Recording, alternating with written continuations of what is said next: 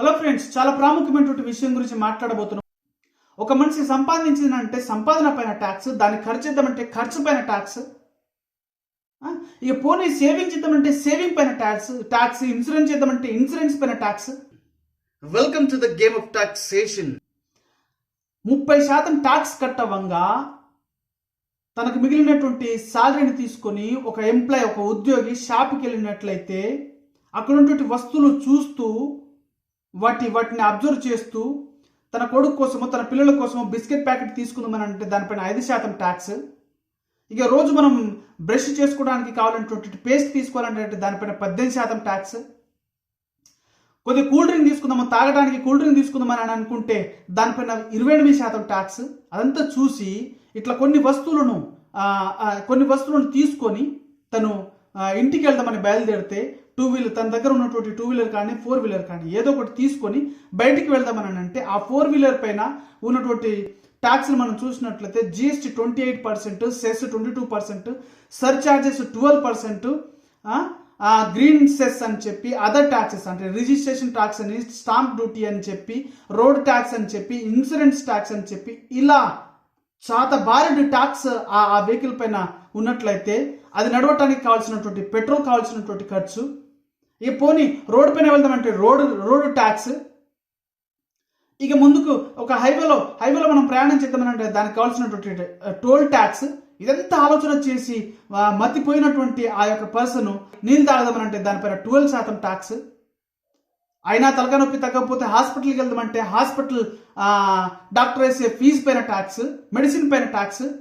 ఎన్ని ట్యాక్స్ని ఆలోచన చేసుకుని ఇంటికి వెళ్దామని అంటే ఇంటి పైన ఉన్నటువంటి land registration tax, stamp duties, 5% GST, TDS, local municipal tax, 20% capital gain tax. ఇలా చాలా భారీ ట్యాక్స్ ఇంటి ల్యాండ్ పైన ఉన్నట్లయితే ఇంటి లోపల వెళ్ళినటువంటి మనిషి ఫ్రిడ్జ్ పైన ఉన్నటువంటి ట్యాక్స్, సోఫా పైన ఉన్నటువంటి ట్యాక్స్, ఇలా టీవీ పైన ఉన్నటువంటి ట్యాక్స్, తన వస్తువులపై అన్నిటిపైనటువంటి ట్యాక్స్ని గమనించినటువంటి ఆ పర్సన్ మతిపోయి చాలానే నిద్రపోయి మార్నింగ్ కొద్దిగా లేట్గా నేర్చినట్లయితే మరలా తన డ్యూటీ కోసం ప్రయాణించిద్దామని అంటే ఇంట్లో లేట్గా లేయటం వలన ఆ తిండి ప్రిపేర్ చేసుకోక బయట తిందామంటే ఆ ఫుడ్ పైన ట్యాక్స్.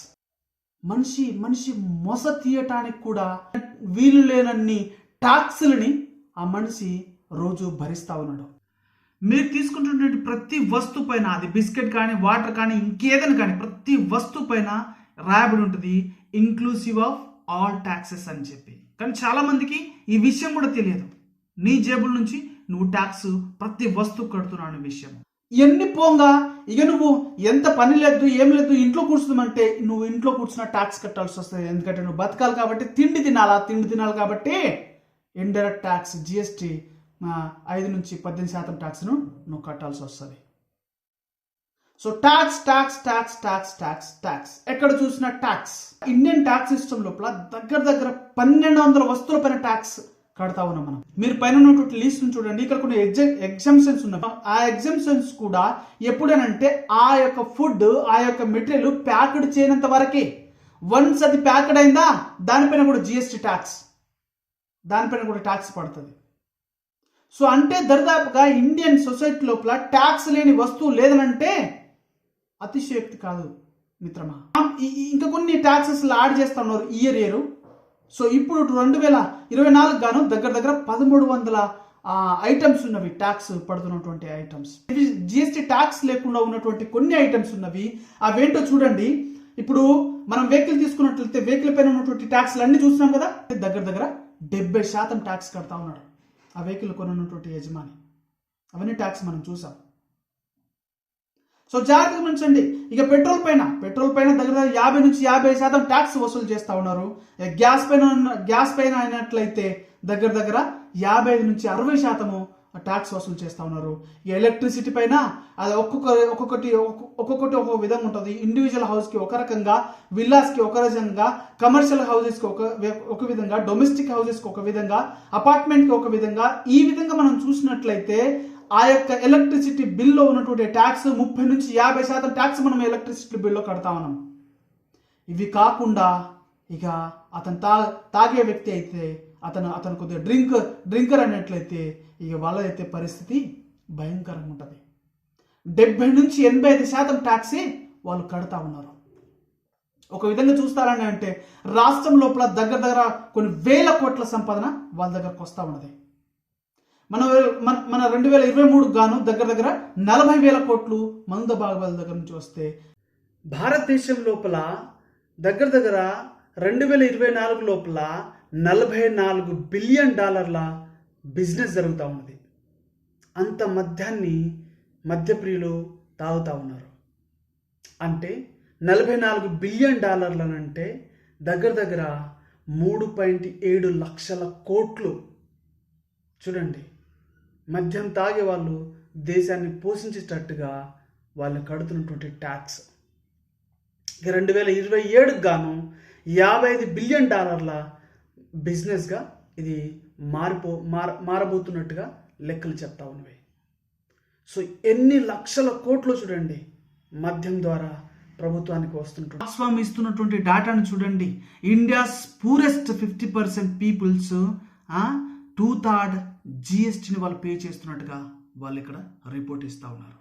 వాళ్ళ యొక్క 3 వంతులలో 2 వంతులు, వాళ్ళ సంపాదనలో 3 వంతులలో 2 వంతులు వాళ్ళు గవర్నమెంట్కి ట్యాక్స్ రూపంలో, జిఎస్టీ రూపంలో కడుతున్నట్టుగా వాళ్ళు డేటా చెప్తా ఉన్నారు. అంటే నువ్వు 10,000 సంపాదిస్తే దాంట్లో దగ్గర 6 నుంచి 7,000 దాకా గవర్నమెంట్కి నువ్వు ట్యాక్స్ కడుతున్నట్టుగా ఇక్కడ వాళ్ళు ఇస్తున్నటువంటి data. Right. I'm saying, let's say people sitting in the room would be paying marginal tax rate 30 से 40% तो जो मिडिल क्लास है, जो मिडिल क्लास भी नहीं बोल रहा, जो टैक्स पेयर है ना, वो चैरिटी कर रहा है देश में, उसको कोई बेनिफिट नहीं मिल रहा. ठीक है. एंड आप मेरे को एक बात बताओ ना, जब आपको पता है कि मैं 10 रुपये कमाऊंगा और 4 रुपये सरकार रख लेगी, आप उसको महीनों में गिनो, तब आपको खटके की बात. 12 महीने में से 5 महीने आप सरकार के लिए काम कर रहे हो. चमकी बात. अब आप अपनी जिंदगी में देख लो कितने साल आपने सरकार की गुलामी करनी है. किसकी बात, किसके लिए कमा रहे हो. उसके बाद 7 महीने में से ही आपको अपना निकालना है, चाहे वो एजुकेशन हो गई, चाहे आपको ऑफिस. इंडिया में tax is punitive. It's a punishment. It's not a tax. On top of this, you are paying 18% GST. ठीक है.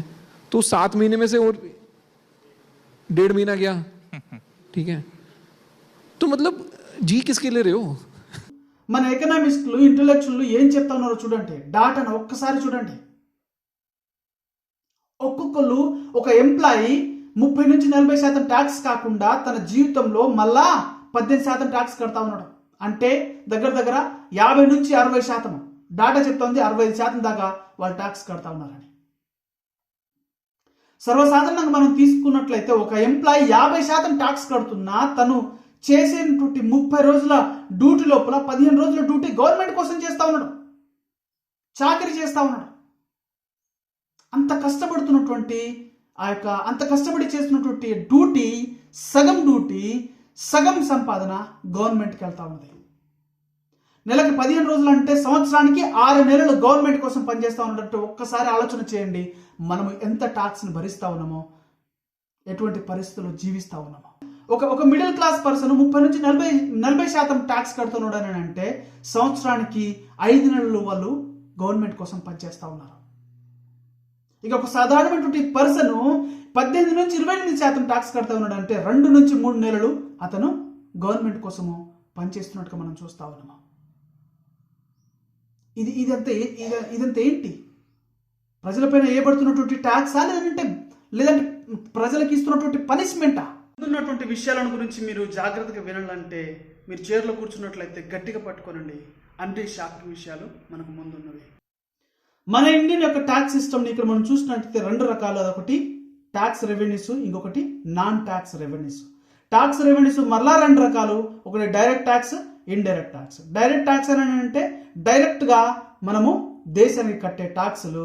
ఇండైరెక్ట్ ట్యాక్స్ అని అంటే మనకు తెలియకుండా హిడన్గా ప్రజలకు అసలుకు సోయి కూడా ఉండదు, దానిపైన వాళ్ళు కడుతున్నారు అనే విషయం ప్రజలకు అసలు అవగాహన కూడా ఉండదు. అటువంటి ట్యాక్సులు మనము చూస్తా ఉన్నాము.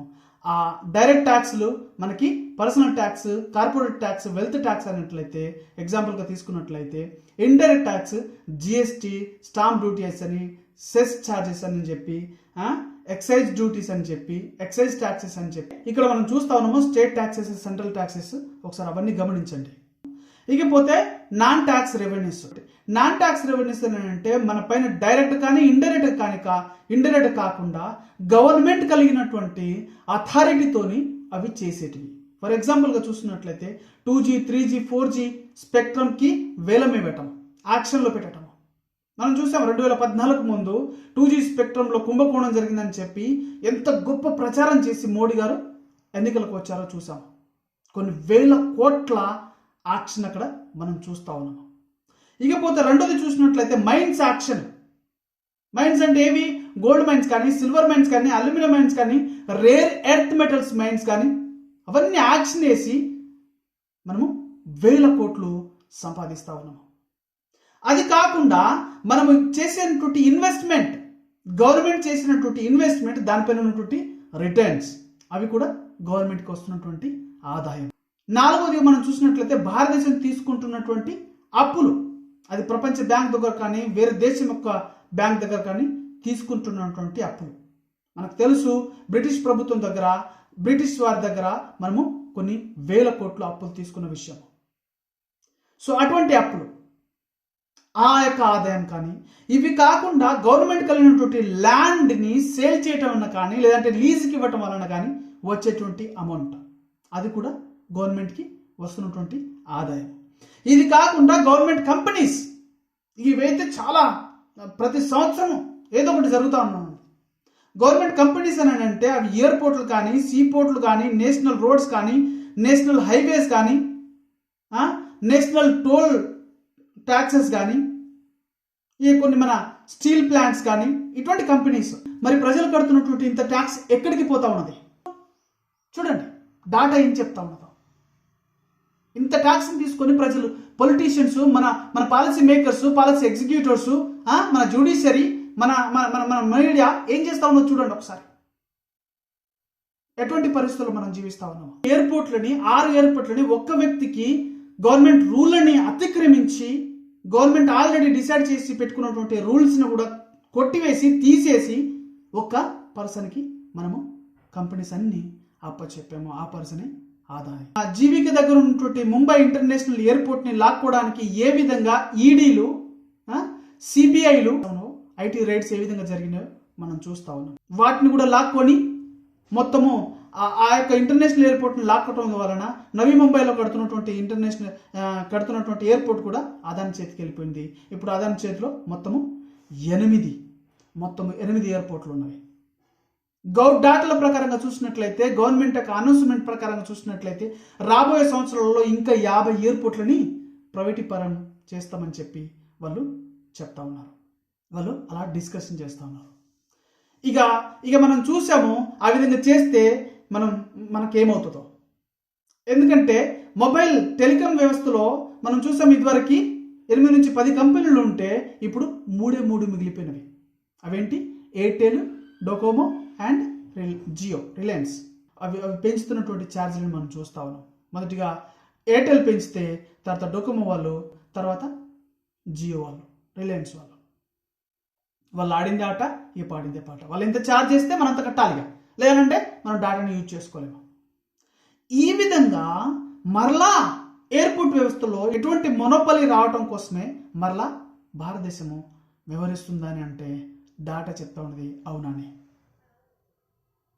ఎందుకంటే అదాని యొక్క కంపెనీ యొక్క హెడ్, అదాని యొక్క కంపెనీ యొక్క ఈ ఎయిర్పోర్ట్లను మేనేజ్ చేస్తున్నటువంటి CEO ఏం చెప్తా ఉన్నాడో ఒకసారి ఆయన డాటాని చూడండి.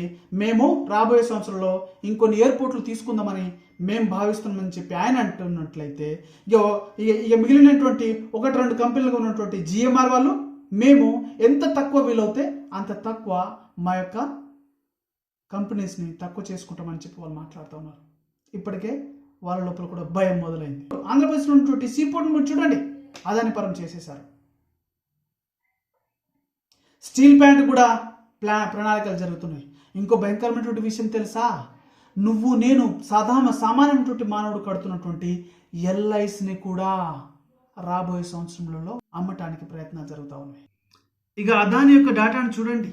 రీసెంట్గా ఎన్ని కంపెనీస్లను ఆయన కొంటా ఉన్నాడు. HDIL అని చెప్పి దరిదాపుగా ఒక 7-8 కంపెనీస్ను ఆయన అక్వైర్ చేస్తున్నట్టుగా రోజు దినదినము ఆయన కొంటున్నట్టుగా చూస్తూ ఉన్నాడు. ఆ కంపెనీలేమో అప్పుల్లో ఉంటవి, ఈయనేమో తక్కువ డబ్బుతో ఆయనే ఆ కంపెనీ అక్వైర్ చేసుకుంటాడు. ఇక్కడ చూడండి, HDIL అనే కంపెనీ 7,735 కోట్ల రుణము ఉంటే దానిని అదాని 285 కోట్లకి కొనేశాడు. మీరు ఇక్కడ చూడండి, ఈ విధంగా మీరు చూసుకుంటూ పోతే ఈ కంపెనీస్ అన్నీ 12,000, 7,000, 3,000 ఇలా ఇన్ని కోట్ల అప్పులతో ఉంటే ఆయనేమో 70 కోట్లు, 160 కోట్లు, 700 కోట్లు ఇలాగా ఆయన ఆ కంపెనీని అక్వైర్ చేసుకుంటా పోతున్నట్టుగా మనం చూస్తూ ఉన్నాం. ఇక ఇక్కడ చూడండి, ఇక్కడ ఉన్నటువంటి కంపెనీ యొక్క టోటల్ వాల్యూ దగ్గర 62,000 కోట్లు అయితే ఆయన పెట్టి కొంటున్నటువంటి వాల్యూ ఎంత తెలుసా? దగ్గర 16,000 కోట్లు. గమనించండి, ఇది కాకుండా అదాని వాళ్ళ ఎంప్లాయీస్కి ఆయనే అదాని ఎంప్లాయ్మెంట్ కలగజేస్తున్నాడని గవర్నమెంట్ ప్రతి సంవత్సరం వాళ్ళకి 10,000 కోట్ల రూపాయల సహాయం చేస్తూ ఉన్నది. కానీ ఆ అదాని కంపెనీలో ఉన్నటువంటి ఎంప్లాయీస్ ఎంతమంది? 8,676 మంది. 8,676 మందికి గవర్నమెంట్ ఇస్తున్నటువంటి అమౌంట్ ఎంత? 10,000 కోట్లు. అంటే ఒక్క ఎంప్లాయీ పైన 1 కోటి కంటే ఎక్కువ బీజేపీ గవర్నమెంట్ వాళ్ళకు ప్రొవైడ్ చేస్తూ ఉన్నది. ఏ విధంగా దేశం బాగుపడేది? ఎవడబ్బ సొమ్ము ఇదంతా? నువ్వు నేను కడుతున్నటువంటి ట్యాక్స్. ట్యాక్స్కి ఇవన్నీ కంపెనీస్, ఎయిర్పోర్ట్లు కానీ, సీపోర్ట్లు కానీ, ఇటువంటి స్టీల్ ప్లాంట్స్ కానీ, నేషనల్ హైవేస్ కానీ ఇవన్నీ నిర్మించి దానిపైన 100,000 కోట్లు ఖర్చు చేసి నా ట్యాక్స్ని 1,000 కోట్లుగా దానిపైన ఖర్చు చేసి వీళ్ళకి అడ్డిపావసరికి ఇస్తా ఉన్నారు. ఇక్కడ చూడండి, ముఖేష్ అంబానీ తమ్ముడు అనిల్ అంబానీ ఉంటున్నటువంటి ఇంటి యొక్క విలువనే 5,000 కోట్లు ఆయన దివాళా తీసిందని చెప్పి ఆయనకి ఎటువంటి సాయం చేస్తున్నాడో తెలుసా? దగ్గర 53 బ్యాంకుల దగ్గర నుంచి 49,000 కోట్ల రూపాయలని బ్యాంకులకు ఇవ్వాల్సి వస్తే ఈ బ్యాంకులలో ఉండే డబ్బులు ఎవరిది? మనది. లో అండ్ మిడిల్ క్లాస్ యొక్క డబ్బు. అటువంటి బ్యాంకుల దగ్గర 49,000 కోట్లు ఆయన అప్పుగా తీసుకొని ఆయన కట్టిన డబ్బులు ఎంత, రిటర్న్ చేసిన డబ్బులు ఎంతనో తెలుసా? ఆశ్చర్యపోతారు. 455 కోట్లు. ఎక్కడ 49,000 కోట్లు, ఎక్కడ 455 కోట్లు. 0.92%, ఈవెన్ 1% కూడా ఆయన తీసుకున్నటువంటి అప్పులో ఈవెన్ 1% కూడా ఆయన తీసుకున్నటువంటి అప్పును కట్టలేకపోయాడు. ఆయన ఉంటున్నటువంటి ఇల్లు మాత్రము 5,000 కోట్లది. ఇక ఆయన దివాళా తీసినని ఆయన గవర్నమెంట్ ఇస్తున్నటువంటి హెల్ప్, ఆయన గవర్నమెంట్ ఇస్తున్నటువంటి సహాయము ఇక ఇట్లా ఉంటుంది. బీజేపీ గవర్నమెంట్ ఇస్తున్నటువంటి సహాయం. ఇక డాటాను చూడండి, petrol companies IOC, BPCL, HPCL, Bharat petrol ఇవన్నీ ఎంత సంపాదిస్తున్నాయో చూడండి. 81,000 కోట్ల రూపాయలు రికార్డ్ స్థాయిలో వాళ్ళ యొక్క సంపాదనని వాళ్ళు సంపాదించుకుంటున్నారు. రికార్డ్ స్థాయిలో వాళ్ళు లాభాలని వెర్జిస్తూ ఉన్నారు. 81,000 కోట్ల రూపాయలు వాళ్ళు లాభాలను ఆర్జిస్తూ ఉన్నారు. ఈ డాటా ఎప్పటిది కాదు, మొన్న రీసెంట్గా ఇచ్చినటువంటి మే 2024 డాటా. మనం లాస్ట్ వీడియోలో చూసాము, లో అండ్ మిడిల్ క్లాస్ కడుతున్నటువంటి GST ట్యాక్సే, GST ప్లస్ 1,00,000 కోట్లు రాష్ట్రం లోపల, తెలంగాణ రాష్ట్రం లోపల. ఇక దేశం లోపల 34 లక్షల కోట్లు. 2023 డేటాను మీరు చూడండి, డైరెక్ట్ అండ్ ఇండైరెక్ట్ ట్యాక్స్ కలుపుకొని 34 లక్షల కోట్ల యొక్క సంపాదన గవర్నమెంట్కి వచ్చింది. ఇప్పుడు 2024-25 గాను ఆ యొక్క వాల్యూ ఎగిరిపోయిందనంటే తెలంగాణ రాష్ట్రంలో ఇప్పుడు 3 లక్షల కోట్లు అయినట్లయితే భారతదేశం యొక్క బడ్జెట్ ప్రకారంగా 48 లక్షల కోట్లు. మరి ఇంత అమౌంట్ ఏడికిపోతా ఉన్నది? ఇదంతా ఎక్కడి నుంచి వస్తూ ఉన్నది? ప్రజల నుంచి వస్తున్నటువంటి direct and indirect taxes. Tax revenues వలన ట్యాక్స్ రెవెన్యూ ద్వారా వస్తున్నటువంటి అమౌంట్ ఇది. ఇక నాన్ ట్యాక్స్ రెవెన్యూస్ వలన వచ్చిన అమౌంట్ కొన్ని వేల కోట్లు. మరి ఇంత అమౌంట్ ఎక్కడ పోతా ఉంది? కంపెనీస్ నిర్మిస్తా ఉన్నారు. అంతేకాదు మనము భయపడాల్సినటువంటి అంశం ఏంటి తెలుసా? బడ్జెట్ డాక్యుమెంట్స్ స్టడీ చేస్తే 3.1114 lakh crores. మీకు స్పెసిఫిక్గా చెప్పాలంటే 3 లక్షల కోట్లకు పైగా మీకు ఈ కార్పొరేట్లకు ఈ 2019 ట్యాక్స్ కట్స్ వల్లనే లాభమైంది. ఇక్కడికి స్టోరీ ఆగలేదు. 2012-13 నుంచి 2022 వరకు, అంటే ఈ ఫైనాన్షియల్ ఇయర్ 10 years, ఈ పీరియడ్ కనుక మీరు చూస్తే, అంటే 12-13 అంటే దాదాపు యూపీఏ ఎండింగ్, ఒక రకంగా నరేంద్ర మోడీ డికేడ్. ఇందులో చూస్తే మీకు ఆశ్చర్యం వేస్తుంది. Revenue foregone due to tax concessions కనుక మీరు గమనిస్తే 8.22 lakh crores. प्रधानमंत्री बनने के बाद 12 लाख करोड़ रुपए माफ किए. जब अदानी अंबानी जैसे कारपोरेट कंपनीज को आप 12 लाख करोड़ रुपए गरीब लोगों का पैसे लूट कर उन लोगों को देने के लिए कोई तकलीफ नहीं हो रहा है नरेंद्र मोदी जी को. मेरे లక్షల కోట్ల రూపాయల, ఇప్పుడు ఇంతకుముందు మీరు చెప్పినట్టు 12 లక్షల కోట్ల రూపాయల కార్పొరేట్ల రుణాలని రైట్ ఆఫ్ చేశారు. అది ఫ్యాక్ట్ కదా. ఇంకా I think more than 12 lakhs అయిపోయి ఉంటుంది ఇప్పుడు. అది ఇంకా ఓల్డ్ ఫిగర్ ఉన్నట్టుంది. ఐ థింక్ ఇప్పుడు 14 lakh crores పెరిగినట్టుంది. 2019 September 10% corporate tax తగ్గిస్తే ఒక్క సంవత్సరానికి 1,86,000 కోట్లు భారతదేశానికి నష్టం వస్తే 2019 నుంచి 2024 వరకు 3 లక్షల కోట్లు.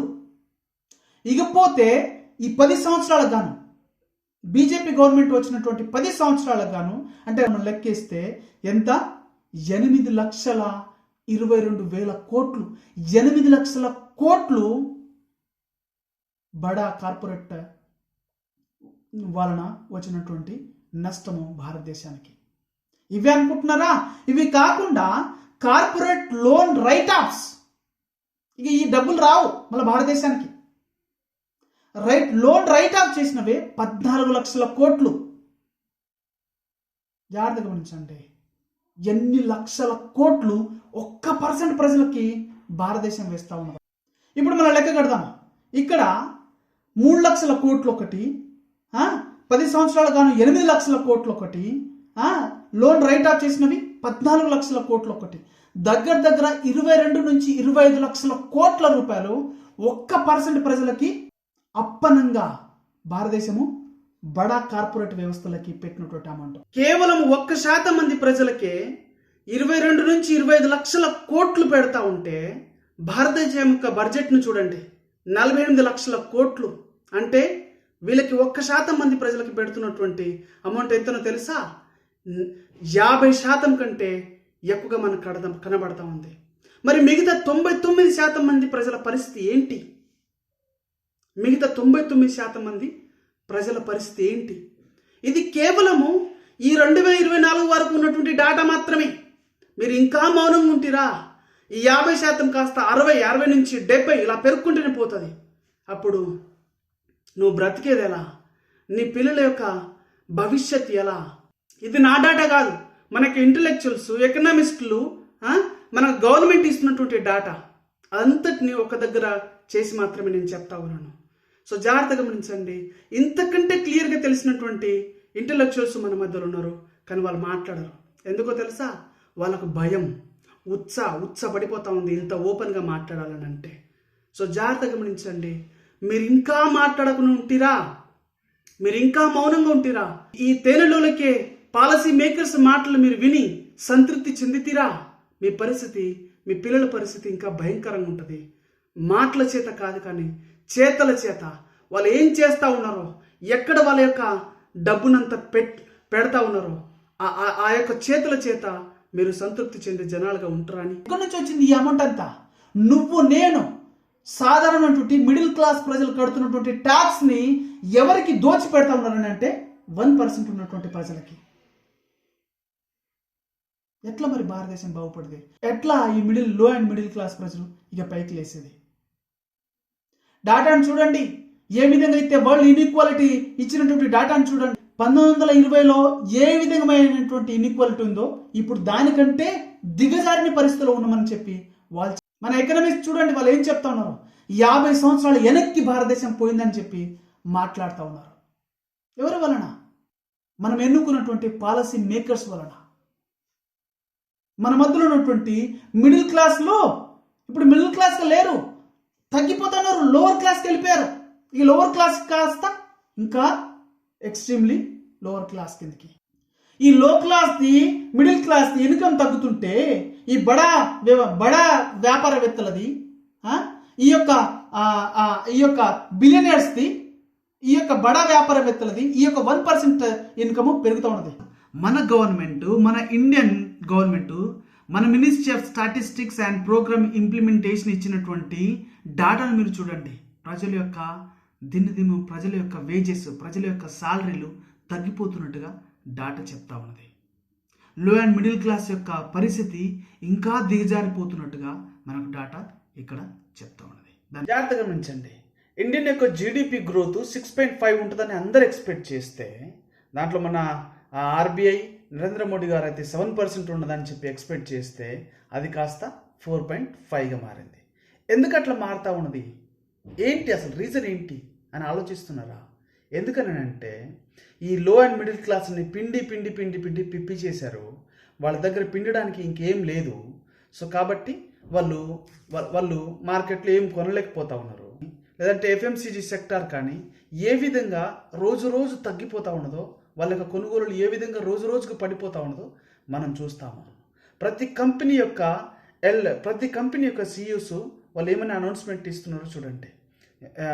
లో అండ్ మిడిల్ క్లాస్ ప్రజలు ఎక్కువగా వస్తువులు కొనకపోవటం వలన మాకు మార్కెట్ ఎక్కువ జరగట్లేదని వాళ్ళు అనౌన్స్మెంట్ చేస్తూ ఉన్నారు. ఇండియన్ యొక్క జీడిపి 5.4గా తగ్గించబడింది. ఎందుకనంటే ప్రజల దగ్గర కొనుగోలు శక్తి పూర్తిగా నశించిపోయినది. అందుకనే మన యొక్క గ్రోత్ని కేషేప్ గ్రోత్గా మనం భావిస్తూ ఉన్నాం. కేషేప్ గ్రోత్ అంటే ఏంటి అసలుకి? కేషేప్ గ్రోత్ అంటే ఏంటిదనంటే కొనేవాడు తగ్గిపోతూ ఉంటాడు. అంటే లో అండ్ మిడిల్ క్లాస్ ప్రజలు దినదినము వాళ్ళ దగ్గర ఉన్నటువంటి డబ్బులు తగ్గిపోతూ ఉన్నవి. ఆ డబ్బులు కాస్త ఉన్నస్తుడి దగ్గరికి వెళ్తూ ఉన్నవి. కాబట్టి బీదవాడు బీదవాడుగా మారిపోతా ఉన్నాడు, ఉన్నస్తుడుగా మారిపోతా ఉన్నాడు. అందుకనే అది కేషేప్గా మనకు కనబడతా ఉంది. వరల్డ్ ఫోర్బ్స్ మ్యాగజైన్ వాళ్ళు ఇచ్చినటువంటి డాటాను ఒకసారి చూడండి. కరోనా కంటే ముందు 100గా ఉన్నటువంటి బిలియనీర్ల యొక్క సంఖ్య కరోనా తర్వాత 200గా చేరింది. అంటే డబుల్ లైన్లు. ఇక హురున్ రిచ్ లిస్ట్ వాళ్ళు ఇచ్చినటువంటి డాటాను చూడండి. 10 సంవత్సరాలలో 2014 నుంచి 2024 ఇచ్చినటువంటి 10 సంవత్సరాలలో వాళ్ళ వాళ్ళ యొక్క సంఖ్య ట్రిపుల్ అయింది. 3 సంఖ్యలుగా పెరిగింది. 2014లో 109గా ఉన్నటువంటి బిలియనర్స్ 2023 వచ్చే వారికి 334గా పెరిగింది. సో ఒక్క సంవత్సరం లోపల 220 మంది బిలియనర్స్ లిస్ట్ యాడ్ అవుతూ ఉన్నారు. వాళ్ళ యొక్క సంఖ్య పెరుగుతుంటే మన సంఖ్య చాలా తగ్గిపోతూ ఉన్నది. మన లో అండ్ మిడిల్ క్లాస్ పెట్టినటువంటి కిరాణా దుకాణాలు చూడండి. Just with in the recent year లోపల 2 లక్షల కిరాణా దుకాణాలు బంద్ అయినట్టుగా డాటా మనకు కనబడతా ఉంది. లో అండ్ మిడిల్ క్లాస్ యొక్క జీవితాలు చితిలిపోతున్నవి. అయినా గవర్నమెంట్ పట్టించుకోవట్లే. వీళ్ళకి ఎక్కడి నుంచి వచ్చింది అమౌంట్? కరోనా టైంలో మన అమౌంట్లన్నీ తగ్గితే, మన సంపాదన అంతా తగ్గిపోతే వీళ్ళ అమౌంట్లు పెరుగుతూ ఉన్నది. ఎందుకో ఆ కరోనా టైంలో తీసుకొచ్చినటువంటి ట్యాక్స్ డిడక్షన్, వాళ్ళకి ఇచ్చినటువంటి లోన్ రైట్స్ ఆఫ్స్. మనకు 1,00,000 2 లక్షలు అమౌంట్ ఇస్తే వీళ్ళకి ఇంత ఇచ్చేసామని చెప్పి అంటారు కదా. ఎన్ని లక్షల కోట్లు బడా వ్యాపారవేత్తలకు ఇస్తున్నారు చూడండి.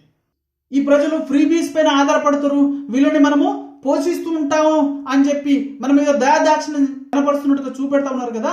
ఎవరికి కడతా ఉన్నారు?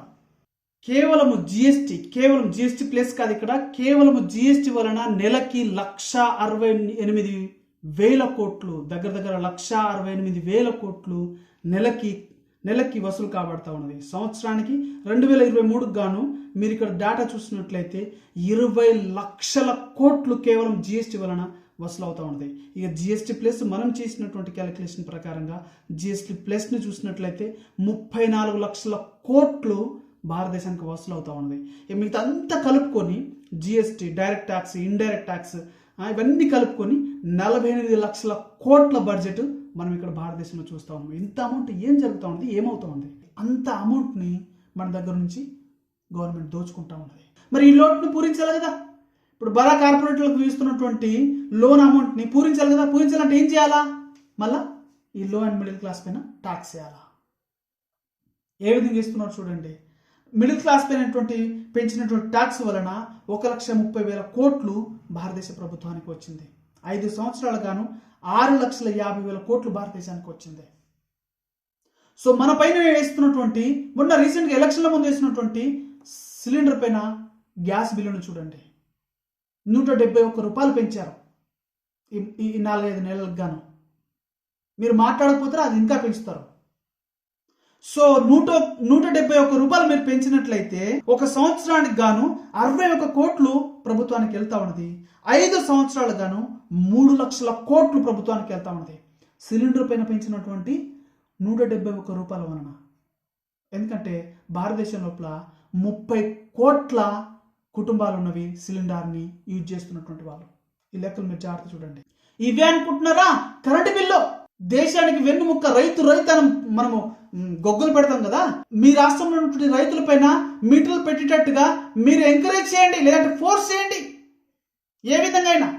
లేదంటే మీ రాష్ట్రానికి మేము కోత విధిస్తాము, మీకు ఇచ్చే బడ్జెట్ లోపల మేము కోత విధిస్తామని చెప్పి బెదిరిస్తా ఉన్నది సెంట్రల్ గవర్నమెంట్. అసలు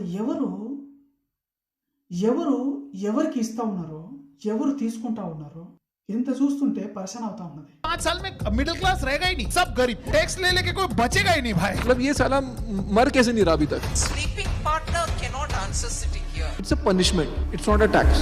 సాధారణటువంటి ప్రజల దగ్గర నుంచి, మిడిల్ క్లాస్ ప్రజల దగ్గర నుంచి తీసుకొని బడా కార్పొరేట్ వ్యవస్థలకు ఇస్తా ఉన్నారు.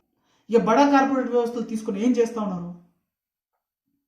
వాళ్ళకి ఇష్టం వచ్చినట్టుగా బిహేవ్ చేస్తూ ఉన్నారు. కొంతమంది లాట్లో 1000 కోట్లు పెడతా ఉన్నారు, తగలబెడతా ఉన్నారు. వాళ్ళు కడుతున్నటువంటి ట్యాక్స్ని ఎగ్గొడుతూ. కొంతమంది ఏమో ఈ యొక్క లో అండ్ మిడిల్ క్లాస్ పైన హాస్యాస్పదమైనటువంటి కామెంట్ చేస్తూ ఉన్నారు. మొన్న జొమాటో వాళ్ళు చేసినటువంటి కామెంట్స్ చూడండి, ఎస్ మేడం వాళ్ళు చేసినటువంటి కామెంట్ని చూడండి, ఇంకా మన మధ్య ఉన్నటువంటి బడా కార్పొరేట్ చెప్తున్నటువంటి కామెంట్స్ని చూడండి. మొన్న 2024 ఇచ్చినటువంటి బడ్జెట్ని చూడండి. పాపం ఆంధ్రప్రదేశ్ రాష్ట్రం కోల్పోయింది కాబట్టి, రాష్ట్రానికి రాజధాని కోల్పోయింది కాబట్టి దానికి ఇచ్చారని అంటే సరే మనం ఒప్పుకోవచ్చు. కానీ బీహార్కి ఏమైంది? బీహార్కి 20,000 కోట్లు ఇచ్చారు.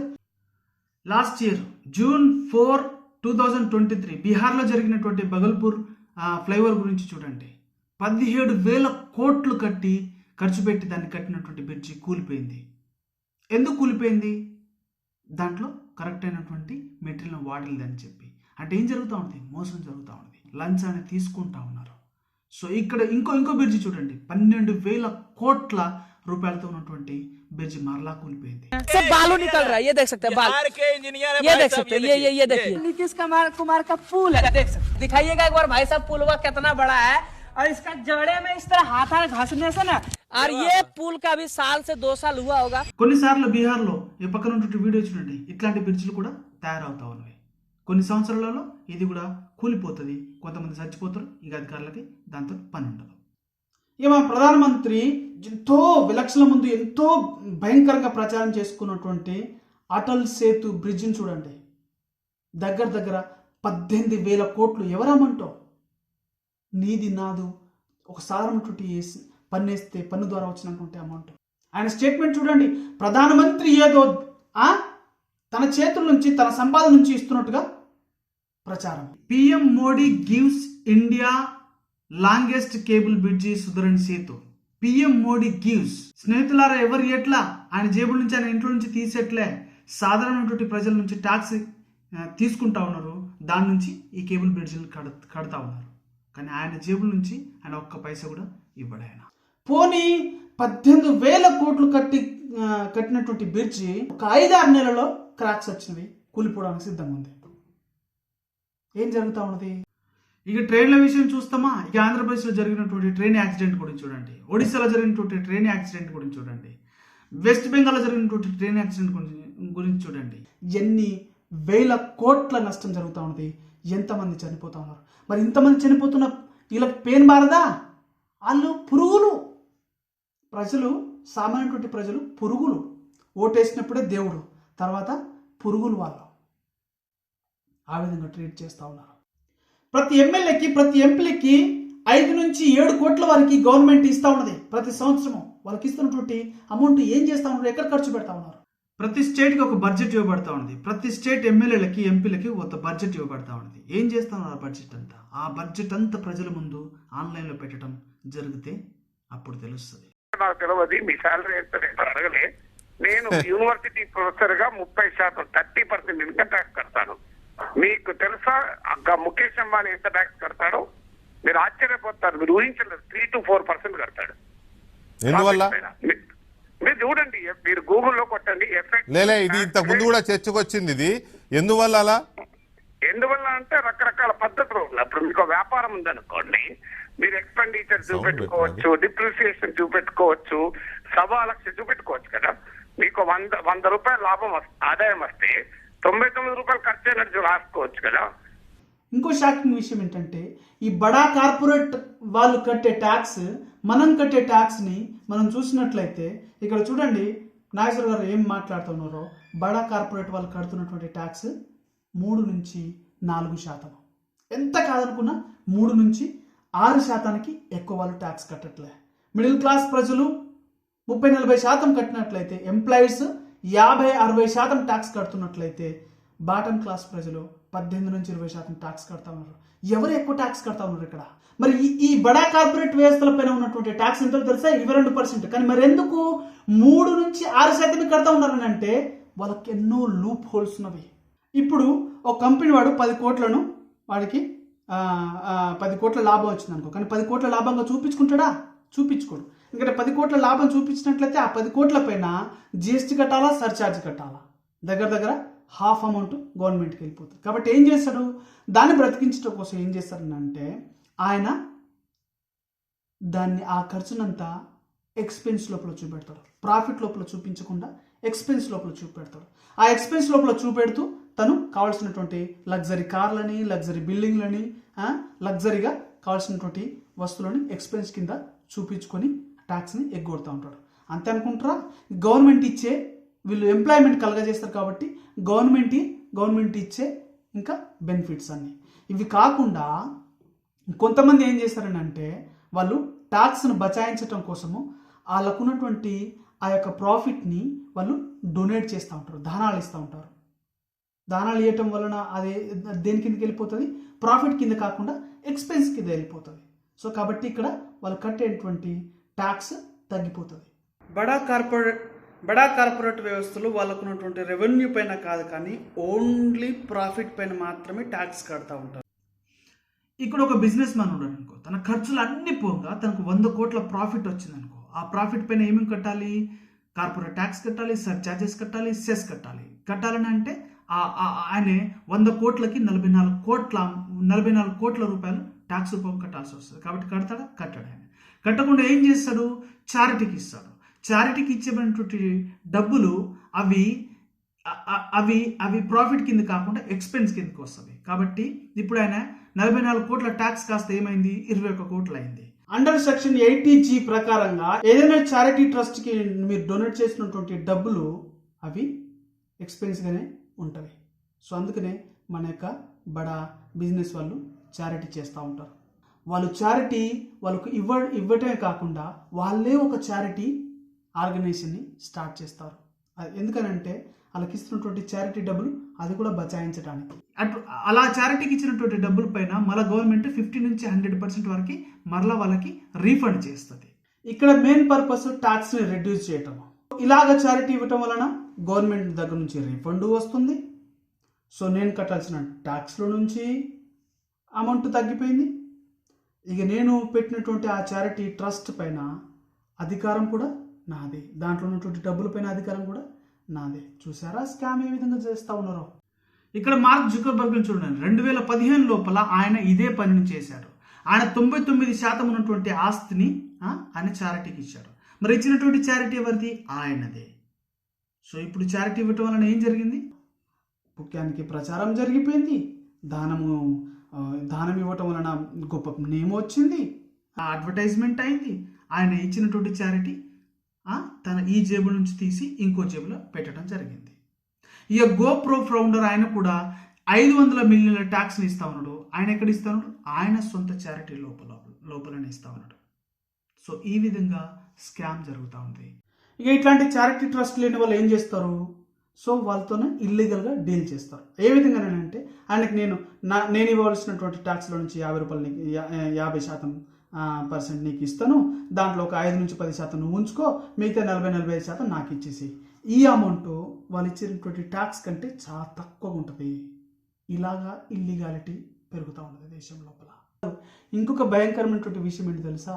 మన ఈ బడా వ్యక్తులు, ఈ బడా కార్పొరేట్ వ్యవస్థలు ఫార్మర్స్గా తయారైపోతున్నారు. కొంతమంది రైతులు మన దేశంలో కోట్లు కలిగినటువంటి రోల్స్ రాయల్ని, పెద్ద పెద్ద కార్లని నడుపుతా ఉన్నారు, కానీ వారిపైన ఒక్క ట్యాక్స్ కూడా లేదు. అండర్ సెక్షన్ 10 సబ్స్క్రిప్షన్ 1 ప్రకారంగా భారతదేశం లోపల అగ్రికల్చర్ పైన ఎటువంటి ట్యాక్స్ ఇవ్వబడదు. అందుకనే మన దేశం లోపల కోట్లు సంపాదించే ఫార్మర్ 2008 నుంచి 2016 వరకు గాను దగ్గర 2746 మంది బడా ఫార్మర్స్ మన భారతదేశంలో ఉన్నాం. ఇటువంటి ఫార్మర్స్ పైన ఎటువంటి ట్యాక్స్ లేదు. నేను సాధారణమైనటువంటి ఫార్మర్స్ గురించి మాట్లాడట్లే, డొక్కాడక రెక్కాడని ఫార్మర్స్ గురించి మాట్లాడట్లే. వాళ్ళకి పరిస్థితి చాలా దయనీయంగా ఉంటా ఉన్నది. వాళ్ళపైన ట్యాక్స్ వేయాలని నేను మాట్లాడట్లే, కానీ ఇటువంటి బడా ఫార్మర్స్ పైన వేస్తే ఏమైంది? ఎందుకు తప్పించుకుంటా ఉన్నారు ఈ బడా ఫార్మర్స్ అందరూ? గొప్ప వాళ్ళందరూ మీరు పక్కన ఉన్నటువంటి లిస్ట్ చూడండి. ప్రతి రాష్ట్రం లోపల ఎంతెంత మంది ఉన్నారో వాళ్ళు ఏ విధంగా ఫార్మర్గా వాళ్ళు రిజిస్టర్ చేసుకొని ట్యాక్స్ని కాపాడుతున్నారో, ఈ విధంగా వాళ్ళు ట్యాక్స్ని కట్టకుండా ఆ విధంగా వాళ్ళు తాను రైతులుగా చేసుకుంటా ఉన్నారు. సో ఇక్కడ చూడండి, అమితాబ్ బచ్చన్, జయ బచ్చన్కి పుట్టినటువంటి కుమారుడైనటువంటి అభిషేక్ బచ్చన్కి ఫార్మర్ అని చెప్పి పెట్టుకోవటము, షారుఖ్ ఖాన్ కుమార్తె అయినటువంటి సుహానా ఖాన్ కూడా ఫార్మర్ అయిపోయింది. ఎందుకంటే ట్యాక్స్ను బచాయించడానికి. ఒక మినిస్టర్ ట్యాక్స్ తగ్గించడం కోసం తను ఫార్మర్గా రిజిస్టర్ చేసుకుంటాడు. ఇంకొంతమంది అయితే వాళ్ళు శాలరీని తీసుకోరు. ముఖేష్ అంబానీ కానీ, మార్క్ జుకర్బర్గర్ కానీ, ఈ విధంగా బడా ఎలాన్ మాస్క్ కానీ వీళ్ళు శాలరీ తీసుకోరు. వీళ్ళు ఏం తీసుకుంటారు? షేర్ తీసుకుంటారు. శాలరీ తీసుకుంటే దానిపైన 30% ట్యాక్స్ కట్టాల్సి వస్తుంది. కాబట్టి శాలరీ తీసుకోకుండా వాళ్ళు షేర్ తీసుకొని ఆ షేర్లను బ్యాంక్ దగ్గర కుదువ పెట్టి వాళ్ళు ఆ అమౌంట్ని తీసుకొని వాళ్ళు జీవనం గడుపుతూ ఇంకొన్ని కంపెనీస్ని పెడతా ఉంటాడు. అంటే దీనివలన బడా కార్పొరేట్ వ్యవస్థ బడాగానే అయిపోతూ ఉంటాడు, సామాన్యటువంటి ప్రజలు సామాన్యమైనటువంటి వాళ్ళగానే మారుతా ఉంటారు. ఇకపోతే మన దేశంలోనే ట్యాక్స్ అంత ఉందా? లేదు. భారతదేశం కాకుండా వేరే దేశాలలో ఇంతకంటే ఎక్కువ ట్యాక్స్ ఉన్నవి. కానీ ఆ దేశంలో ప్రజలు I love to pay my taxes. Yeah, I like paying taxes. వాళ్ళు ట్యాక్స్ కట్టడానికి ఏ విధమైనటువంటి ఇబ్బంది పడట్లా, వాళ్ళు సంతోషిస్తూ ఉన్నారు. ఎందుకు అని అంటే వాళ్ళకి అటువంటి ఫీచర్స్ లభిస్తూ ఉన్నాయి. అందుకని మన భారతదేశం నుంచి దగ్గర లక్షల మంది వేరే దేశానికి వెళ్తా ఉన్నారు. ఇక్కడ మన డాటాను చూడండి, మన గౌట్ డాటాను చూడండి, మినిస్ట్రీ ఆఫ్ ఎక్స్టర్నల్ అఫైర్స్ వాళ్ళు ఇస్తున్నటువంటి డాటాను చూడండి. ఇప్పటి వరకు 16 లక్షల మంది ప్రజలు మన దేశం యొక్క సిటిజన్షిప్ని వదులుకుంటా ఉన్నారు. ఇండియన్ గ్రేట్ నేషన్ అని మనం ఫీల్ అవుతున్నాం కదా. ఎందుకు మన ఇంత గొప్ప ఇండియన్ గ్రేట్ నేషన్ యొక్క సిటిజన్షిప్ని వీళ్ళు వదులుకుంటా ఉన్నారు. ఒక్క 2022 సంవత్సరంలోనే 2,25,000 మంది మన ఇండియన్ సిటిజన్షిప్ని వదులుకున్నారు. రీసెంట్గా 2024 సంవత్సరం లోపల దగ్గర 4,300 మంది మిలియనియర్స్ దేశం వదిలిపెట్టి వెళ్ళిపోతా ఉన్నారు. ఎందుకు వెళ్ళిపోతా ఉన్నారు?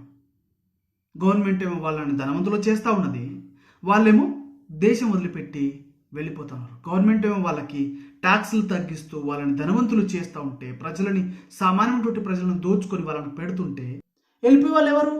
సామాన్యటువంటి ప్రజలు, మిడిల్ క్లాస్ అయితే వెళ్ళిపోరు కదా. వెళ్ళిపోయే వాళ్ళు ఎవరు?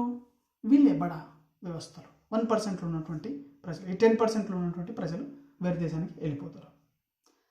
సంపాదన అంతా దోచిపెట్టి, గవర్నమెంట్ సంపాదన అంతా దోచిపెట్టి వాళ్ళకి పెడుతుంది. వాళ్ళు ఏం చేస్తారు, గవర్నమెంట్ ఇవ్వడానికి ఇష్టం లేక వాళ్ళు వేరే దేశానికి వెళ్ళిపోతూ ఉన్నారు. ఇది మన భారతదేశంలో జరుగుతూ ఉంది. మరి వాళ్ళు ఎందుకు వెళ్ళిపోతూ ఉన్నారు అంటే అక్కడ ఫెసిలిటీస్, అక్కడ ఉన్నటువంటి సిస్టమ్స్, అక్కడ ఎయిర్ పొల్యూషన్ ఉండదు, గవర్నమెంట్ వ్యవస్థ మంచిగా ఉంటుంది, ఎటువంటి లంచం ఉండదు, అట్లనే హాస్పిటాలిటీ మంచిగా ఉంటుంది, ఎడ్యుకేషన్ మంచిగా ఉంటుంది, మంచి ఎయిర్, ఫ్రెష్ ఎయిర్ వస్తుంది, సొసైటీ బాగుంటుంది, సిస్టమ్ బాగుంటుంది. వాళ్ళేమో ఇక్కడ పరిస్థితులు బాగలేవని చెప్పి, సర్వీస్ బాగలేదని చెప్పి, చదువులు బాగలేవని చెప్పి, ఏదో ఒక కారణం చెప్పి వేరే దేశం వెళ్ళిపోతూ ఉన్నారు. ఎందుకంటే అక్కడ వాళ్ళకి స్పెషల్ ట్రీట్మెంట్ ఉంటుంది. ట్యాక్స్ కట్టే వాళ్ళకి స్పెషల్ ట్రీట్మెంట్ ఎయిర్పోర్ట్ లాంజ్లలో కానీ, గవర్నమెంట్ అఫీషియల్స్ ద్వారా కానీ వాళ్ళకి స్పెషల్ ట్రీట్మెంట్ ఉంటుంది. ఇక్కడ మన దగ్గర గవర్నమెంట్ అఫీషియల్స్ నువ్వు ఎంత ట్యాక్స్ కట్టినా చీదరించుకుంటాడు, పట్టించుకోడు, ఇంకా అవమానకరంగా మాట్లాడుతూ ఉంటారు. ట్యాక్స్ పేర్కి గౌరవం లేదు ఇక్కడ. అందుకనే ఇక్కడ ఉన్నటువంటి ట్యాక్స్ పేయర్స్ అందరూ వేరే కంట్రీస్కి వెళ్తూ ఉన్నారు. ఇక ఫిన్లాండ్ దేశంలో అయితే పెన్షన్ కూడా ఇస్తారు. ఎందుకనంటే ప్రజలు వాళ్ళ యొక్క కష్టాల వాళ్ళ యొక్క కష్ట పరిస్థితులలో ఆదుకోవడానికి వాళ్ళకు పెన్షన్ కూడా ఇవ్వడం జరుగుతుంది. We don't have to worry about getting sick. We don't have to worry about insurances. But we have this safety net behind us if anything happens. వాళ్ళు పే చేస్తున్నటువంటి ట్యాక్స్కి తగినటువంటి విలువ వస్తుంది కాబట్టి వాళ్ళు అక్కడ వెళ్ళిపోతూ ఉన్నారు. మరి మన భారతదేశం పరిస్థితి ఎత్తుందనంటే మన రాజధాని ఢిల్లీ పరిస్థితి చూడండి. నీళ్ళ కోసం ట్యాంకర్ వ్యవస్థ నడుస్తూ ఉన్నది. ముర్ఖాలను చూడండి, ఇంకా ఏ కాలంలో మనం జీవిస్తా ఉన్నాం. ఈ ప్యారా ఢిల్లీని చూడండి ఒకసారి పరిస్థితి ఏంటో. सर कई लोग बिना पानी भरे ही घर चले जाते हैं, सबको पानी नहीं मिल पाता. टैंकर व्यवस्था चल रही है तो टैंकर से तो सभी लोगों को पानी नहीं मिल पाता. पानी आज भी हर घर में नहीं पहुंच पाया है, तो टैंकर व्यवस्था चल रही है. ये चल रहा है दिल्ली में, क्या कर रहे हैं भाई? कोई अगर सफेद यूरोपियन आदमी इसको देख ले तो इतनी गिल्ट में आए कि ये डूब के इसी नाले में मर जाए. कुछ भी नहीं होता है, सब कुछ होता है इलेक्शन के टाइम में. अभी कुछ नहीं हो रहा. 2 महीने बाद देखना फिर आ जाएगा, सारा उठ करके पूरा आ जाएगा, जितना नेता रहेगा सब. भैया मेरे देना वोट, भैया मेरे देना. दिखाइए मुख्यमंत्री जी और प्रधानमंत्री जी को. ये है दिल्ली, है कि नहीं? है कि नहीं? सिंगापुर पेरिस बन चुका है. We in India today pay taxes like England to get services like Somalia. ఇది చూడండి, ఈ పరిస్థితులు చూడండి. ఇది ఆఫ్రికాలోనూ సోమాలియాలో జరగట్లేదు, మన ఇండియాలో జరుగుతూ ఉంది. మన ఇండియన్ యొక్క రాజధాని ఢిల్లీలో జరుగుతున్నటువంటి సంఘటన. ఎవరిని చూడండి. मगर आप चाहकर भी अपने लिए अलग से नीला आसमान तो नहीं खरीद सकते ना. ఇటువంటి రాజధానిలో G20 సమావేశాలు జరిగినాయి. ఎట్లాంటి పరిస్థితుల్లో ఉన్నాం మనం? ఢిల్లీ పొల్యూషన్ కేసును చూడండి, మొన్న జరిగినటువంటి ఢిల్లీ పొల్యూషన్ కేసు. ఎట్లాంటి పరిస్థితుల్లో ఉన్నాం? ఇదంతా చూసుకుంటూ మనం ఏం చేస్తూ ఉన్నామో, ఢిల్లీ పరిస్థితి అట్లా ఉంటే మన దేశంలో ఉన్నటువంటి మిగతా సిటీస్ పరిస్థితి ఏంటి? మన దేశంలో ఉన్నటువంటి మిగతా ప్రాంతాల పరిస్థితి ఏంటి? మంచి గాలి లేకపోవటం వలన దగ్గర 10 లక్షల, సంవత్సరానికి 10 లక్షల కంటే ఎక్కువ మంది రోగస్తులు అవుతా ఉన్నారు. ఇక రోడ్డు విషయం, ఎలక్షన్ల ముందు వస్తారు, గబగబా 2-3 నెలలు పని చేస్తారు, కథ మళ్ళా 2-3 నెలలోనే ఆ రోడ్లు మళ్ళా గుంతలు పడటం, అదటం. ఇక ఇదంతా చూసి ప్రజలు విసికి వేసారి ఇక దాన్నే అలవాటుగా చేసుకుంటారు. అలా అయిపోతా ఉన్నారు. ఎన్ని యాక్సిడెంట్లు అయినా, ఎంతమంది చనిపోయినా దాంతో వారికి పని ఏమి ఉండదు. మరలా ఎలక్షన్లోకి వచ్చేవారికి రోడ్ల పరిస్థితి మళ్ళా సేమ్. రోడ్డు వ్యవస్థ పైన కడుతున్నటువంటి ట్యాక్స్ వలన 2 లక్షల కోట్ల పైన అమౌంట్ వచ్చింది భారతదేశానికి. మరి మన దగ్గర ఉన్నటువంటి రోడ్డు వ్యవస్థ ఎట్లా ఉంది? ఓన్లీ 5% నేషనల్ హైవేస్ ఉన్నాయి. మిగతా 95% రోడ్ల పరిస్థితి భయంకరంగా ఉంటా ఉన్నది. ఆ రోడ్ల వలన ఆ కుంతలలో ఎంతమంది చనిపోయినా, ఎంతమంది పడిపోయినా, ఎన్ని యాక్సిడెంట్ అయినా గవర్నమెంట్కి సోయి రాదు. మన భారతదేశం లోపల ప్రతిరోజు రాత్రి ఆకలితో 19 కోట్ల మంది ప్రజలు అన్నం లేకుండా పడుకుంటా ఉన్నారు. ఇక గ్లోబల్ హంగర్ ఇండెక్స్ ప్రకారం చూస్తున్నట్లయితే 125 దేశాలకు గాను చేసినటువంటి లిస్ట్ లోపల మన భారతదేశం 111వ స్థానంలో ఉంది. ప్రతిరోజు దరిదాపుగా 4500 మంది పిల్లలు చనిపోతా ఉన్నారు ఆకలితోని. ఇటువంటి పరిస్థితుల్లో మనం ఉన్నాం.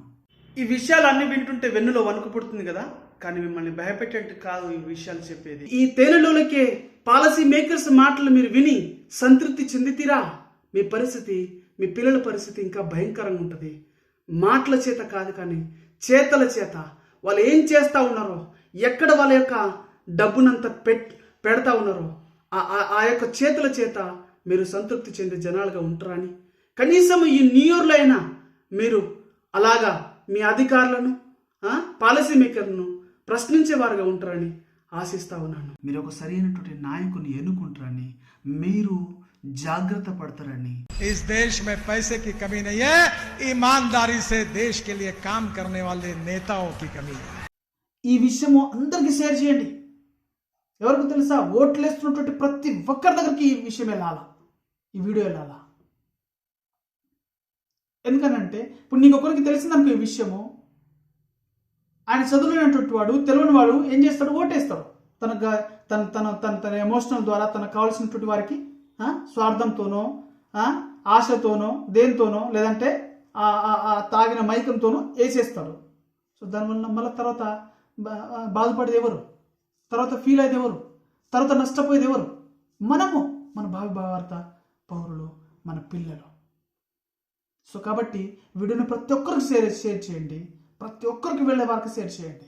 ఓట్లు వేస్తున్నటువంటి ప్రతి వాళ్ళ దగ్గరికి దీన్ని చేరుస్తూ మీ అధికారులను ప్రశ్నిస్తారని ఆశిస్తూ సెలవు తీసుకుంటా ఉన్నాను.